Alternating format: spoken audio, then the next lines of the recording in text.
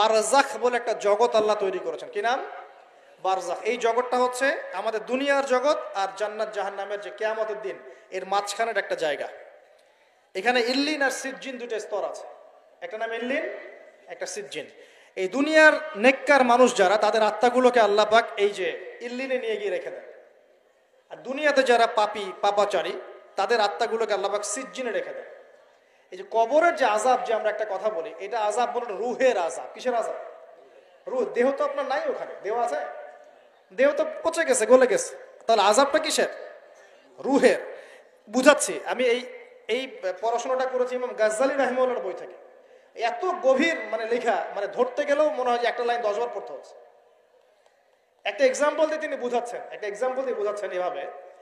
তিনি বলছেন এটা একটা উদাহরণ মাত্র, এটাই প্রকৃত ব্যাখ্যা না, একটা উদাহরণ মাত্র। বোঝানোর চেষ্টা করছেন তিনি এভাবে যে আমরা যখন ঘুমাই, অনেকে ভালো স্বপ্ন দেখেন না? ভালো স্বপ্ন দেখে আপনার কাছে ভালো লাগছে, খুব মজা লাগছে না? স্বপ্নের মধ্যে আপনি কি মানে ভালো ফিল করছেন, মাশাআল্লাহ ভালো লাগছে, ঘুরছেন ফিরছেন খাচ্ছেন। যখন কোনো খুব ভালো আপনি একটা স্বপ্ন দেখেন, আপনার কিন্তু ভালো লাগে। আপনি স্বপ্নে ঘুমন্ত অবস্থাতেই আপনি স্বপ্নে বাস্তবের ফিলিংস পাচ্ছেন, এমন হয় না? আল্লাহ পাক যদি আপনাকে স্বপ্নের মধ্যে রেখে দেন, ধরেন 1 বছর 1.5 বছর 2 বছর, তার মানে 1-2 বছর আপনি স্বপ্নের মধ্যেই বাস্তবের ভালো লাগার ফিলিংসটা পেতে থাকবেন, কিন্তু আপনি ঘুমিয়ে আছেন। বাইরে থেকে আমি আপনাকে দেখছি যে আপনি ঘুমিয়ে আছেন, আপনি ঘুমন্ত অবস্থাতেও ভালো স্বপ্ন দেখেই ভালো ফিল করছেন। তিনি বোঝাচ্ছেন, উদাহরণ দিয়ে বোঝাচ্ছেন, এটা কিন্তু ব্যাখ্যা নয়, জাস্ট একটা বুঝাচ্ছেন উদাহরণ দিয়ে। আল্লাহ পাক যখন শহীদদের রূহগুলোকে জান্নাতে রেখে দেন, জান্নাতে তারা এইভাবে রূহগুলো ঘুরতে থাকে, ফল ফলাদি খেতে থাকে, পাখির মধ্যে রূহ দিয়ে দেন, সবুজ পাখি, এই পাখি উঠতে থাকে, তারা ভালো ফিল করতে থাকে। ওই হায়াতটাকে আল্লাহ পাক তাদের কাছে বাস্তব বানিয়ে দিয়েছেন। কথা বুঝতে পারছেন? ওই হায়াতটাকে আল্লাহ পাক তাদের কাছে বাস্তব বানিয়ে দিয়েছেন। তাদের কাছে মনে হচ্ছে এটাই বাস্তব, এটাই জগৎ। আল্লাহ চাইলে করতে পারেন না? একটা ঘুমন্ত মানুষকে যদি আল্লাহ করতে পারেন, তাহলে শহীদদের ব্যাপারে করতে পারেন না? পারেন। আবার ধরেন একজন মানুষ পাপাচারী, আপনি কখনো কখনো স্বপ্ন দেখেছেন, ভয়ের স্বপ্ন, আটকে উঠছেন, শ্বাস বন্ধ হয়ে যাচ্ছে, এমন হয়নি অনেকদিন? আর হবে তো বেশি, কারণ কানে তো হেডফোন দিয়ে গান শোনেন, আর হেডফোন কানে দিয়ে ঘুমান, FM শুনতে শুনতে ঘুমান, এই কি করতে করতে ঘুমান। ঘুমানোর আগে তো দোয়া কালাম নাই, দোয়া কালাম মাসনুন দোয়া কালাম তো নাই, সূরা মুলক নাই, সূরা বাকারা শেষের আয়াত নাই, ইত্যাদি নাই, পবিত্রতা নাই, বিছান ছাড়েন না, লাইটস অফ করেন না। আপনার সুন্নত মাফিক তো ঘুমাচ্ছি না। ঘুমানোর কতগুলো সুন্নত জানেন? ঘুমানোরই কত সুন্নত আছে। ইস্তেঞ্জা করতে হয়, অজু করে আসতে হয়, পারলে মেসওয়াক করে নেয়, বিছান ঝাড়তে হয়, বিসমিল্লাহ বলে লাইট অফ করতে হয়, দরজায় খিল দিতে হয়, পাত্র যদি থাকে খাবার পাত্র পানির পাত্র ঢেকে দিতে হয়, তারপরে পড়তে হয় বিছানায় গিয়ে আয়াতুল কুরসি, সূরা বাকারা শেষের 2-3টা আয়াত, সূরা ফালাক নাস ইখলাস, হাত একত্রিত করে ফু দিয়ে সারা গা মাসাহ করতে হয়। ডান কাত হয়ে আল্লাহুম্মা বিইসমিকা আমুতু আহইয়া বলে এই যে 33 বার সুবহানাল্লাহ, 33 বার আলহামদুলিল্লাহ, 34 বার আল্লাহু আকবার পড়তে পড়তে ঘুমাতে হয়। কয়জন জানে কয়জন ঘুমানোর সুন্নত? ঘুমানোর আগে এখন কানে হেডফোন, ব্লুটুথ, হাবি জাবি এইসব দিয়ে যুবকরা ঘুমাচ্ছে। প্রতিটা কাজ নবীর সুন্নত মতো করার চেষ্টা করবো, আল্লাহ পাক তৌফিক দান করুন। এই যে 9 নম্বর ওয়াদা করেন, জীবনের প্রতিটা কাজ নবীর সুন্নাহ মতো করবেন। রাজি আছেন ইনশাআল্লাহ? একদম চেহারা থেকে শুরু হবে, চুল দাড়ি পোশাক আশাক থেকে শুরু হবে। আল্লাহ পাক যত উপরে নিয়ে যাবেন, আপনি যেখানেই যান নবীর সুন্নত বাস্তবায়ন করবেন ইনশাআল্লাহ। আল্লাহ পাক তৌফিক ইনায়াত করুন, বলি আমিন। মনে করেন খারাপ স্বপ্ন দেখছেন, খারাপ স্বপ্নে এখন আপনি কষ্ট পাচ্ছেন, দেখছেন যে পানিতে ডুবে যাচ্ছেন, দেখছেন যে আপনি আগুনে পুড়ে যাচ্ছেন, নাউজুবিল্লাহ, দেখছেন যে আপনি হয়তো কেউ আপনার শ্বাস গলা চিপে ধরেছে ইত্যাদি, মানে আপনি কষ্ট পাচ্ছেন। বাহির থেকে কিন্তু আমি আপনার কষ্ট বুঝতে পারবো না, পারবো? আপনি ঘুমিয়ে আছেন, ঘুমিয়ে আপনি কষ্ট পাচ্ছেন। এখন এই ঘুমন্ত কষ্টের স্বপ্নটাকে আল্লাহ পাক যদি 5 বছর লম্বা করে দেন, পারবেন কিনা? আল্লাহ পাক পারেন কিনা? 5 বছর ঘুমিয়ে আছেন আপনি, উঠতে পারতেছেন না।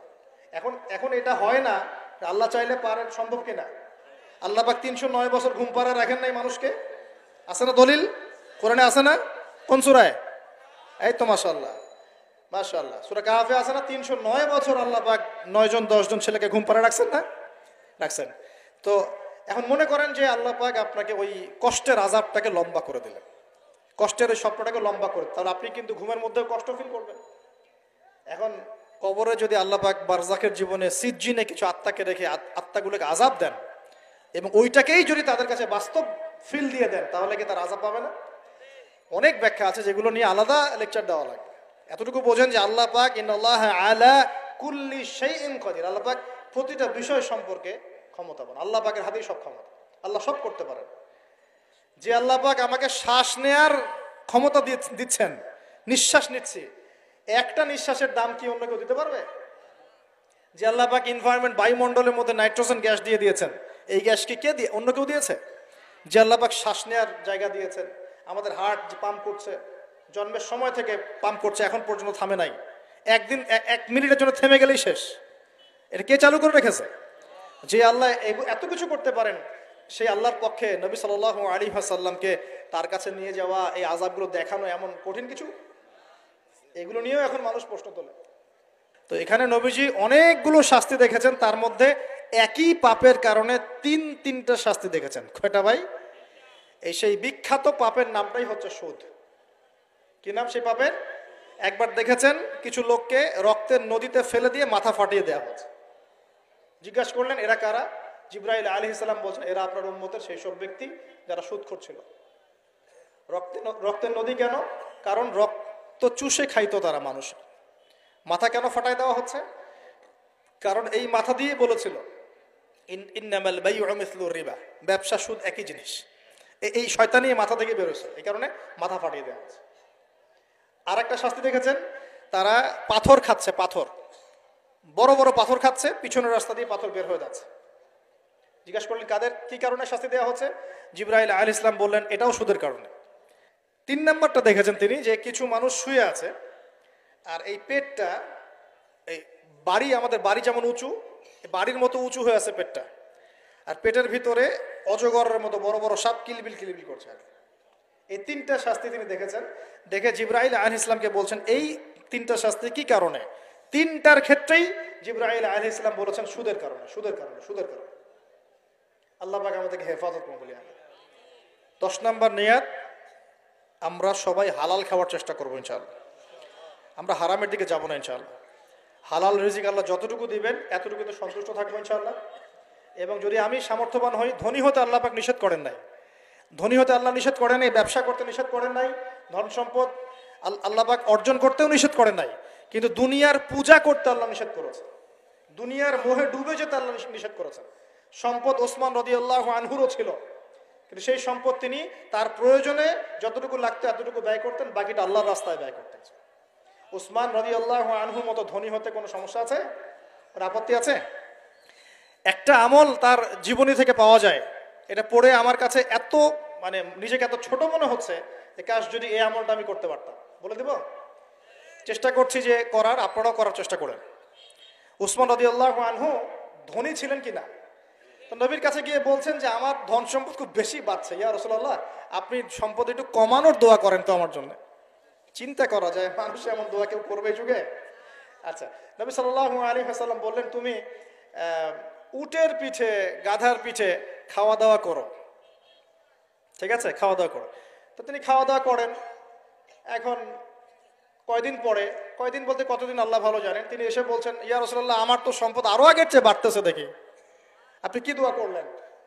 সম্পদ আরো বাড়া শুরু করেছে এখন। তখন তিনি বলছেন যে তুমি যখন খাও তখন তোমার হাত থেকে যদি খাবার পড়ে যায় তুমি কি করো? তখন তিনি বলেছেন আমি, আমার হাত থেকে খাবার যদি পড়ে যায়, একটা দানাও যদি পড়ে যায়, আমি উটের পিঠ থেকে নামি, নেমে সেই খাবারটাকে তুলে পরিষ্কার করে তারপর খাই। ওসমান রাদিয়াল্লাহু আনহু এত ধনী মানুষ, তিনি প্রতি বেলায় 100 মানুষকে খাওয়াতে পারেন, কোনো সমস্যা নাই। তিনি একাই তাবুকের যুদ্ধে 30,000 সৈন্যের দায়িত্ব নিয়েছেন। 30,000 সৈন্য 3 মাস যাবে, যাত্রা বিরতি করবে, খাবে দাবে, তাদের ঘোড়া অস্ত্রশস্ত্র সব দায়িত্ব একজন ব্যক্তি বহন করেছেন, ওসমান রাদিয়াল্লাহু আনহু। কত বড় ধনী আপনি চিন্তা করেন। উনার মতো ধনী কোনো পররাষ্ট্রমন্ত্রীও নাই পৃথিবীতে এখন, কোনো বিশ্ব নেতাও নাই উনার মতো ধনী, এখন কেউই নাই। আর উনি কিন্তু তার এই ধন সম্পদ সুদের মধ্য দিয়ে অর্জন করেন নাই, তার ধন সম্পদ দুর্নীতির মধ্য দিয়ে অর্জন করেন নাই, তার ধন সম্পদ তিনি কিন্তু এই যে অন্যের সম্পদ অন্যায়ভাবে দখল করে অর্জন করেন নাই। তিনি সম্পদ অর্জন করেছেন বৈধ পন্থায়, হালাল ব্যবসা করেছেন। ব্যবসা করেছেন নাকি না? এই যে আমল, তো নবীজি বলছেন যে তোমার আমল যদি এমনই হয় তাহলে তোমাকে আল্লাহ পাক সম্পদ দিবে না, কাকে সম্পদ দিবে? মানে তুমি আল্লাহ পাকের যে সম্পদ রিজিকের যে শুকরিয়া আদায় করো, কৃতজ্ঞতা প্রকাশ করো যে আল্লাহ আমাকে ভালোবেসে রিজিকটা দিয়েছেন, আমার হাত থেকে পড়ে গেছে, আমি তুলে খাই। এই যে আল্লাহ পাকের নেয়ামতের প্রতি তোমার যে শ্রদ্ধা, যে সম্মান, এর এর এর শুকরিয়া স্বরূপে আল্লাহ পাক তোমাকে এরকম সচ্ছল বানায় দিচ্ছেন, আর তো কিছু করার নাই। তো উসমান রাদিয়াল্লাহু আনহুর মতো ধনী হতে কোনো সমস্যা আছে? তিনি কৃপণ ছিলেন না, তিনি আল্লাহ পাকের নেয়ামতের শুকরগুজার ছিলেন। ভুল ব্যাখ্যা নেবেন না, তিনি আল্লাহ পাকের নেয়ামতের শুকরগুজার ছিলেন। আমরা আল্লাহ পাকের নেয়ামতের শুকরিয়া আদায় করবো ইনশাআল্লাহ, এবং যা রিজিক আল্লাহ আমাদেরকে দিয়েছেন এতে সন্তুষ্ট থাকবো ইনশাআল্লাহ, এবং হালালভাবে চলার চেষ্টা করব। আল্লাহ পাক আমাদেরকে ধন দিলে সেই ধন সম্পদ যতটুকু আমার পরিবারের জন্য প্রয়োজন, বাড়তিগুলো আমরা আল্লাহর পথে দান সাদাকা করবো ইনশাআল্লাহ তাআলা। আল্লাহ পাক আমাদের সবাইকে আল্লাহর রাস্তায় দান করার তৌফিক এনায়েত করুন, আমিন।